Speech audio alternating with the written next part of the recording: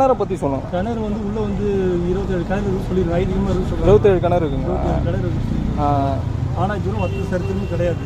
வத்தந்தே கிடையாது. சரித்திரம் கிடையாது. ஓகே. இது எத்தனை வருஷத்துக்கு கோயில்னா இது? இது வந்து பத்தபட்சம் பழமையான 100 வருஷம் நடக்கும் சொல்லலாம். 100 வருஷம். இதுக்கே ஒரு 56 வயசு ஆகுது. அதான் இந்த அறுபடை வீடுலேயே இதுதான் வந்து ரொம்ப அறுபடை வீட்டில் ஆனால் வந்து எல்லாம் பிரசித்தி பெற்று. ஆனால் இப்போ வந்து பிரசித்தமான கோயில் வந்து திருப்பூர் முருகன் கோயில் தான். முருகன் கோயில் தான். கன்சாமி நல்லபடியாக வேண்டவங்களுக்கு நல்லது கிடைக்குது. நல்லது கிடைக்குது.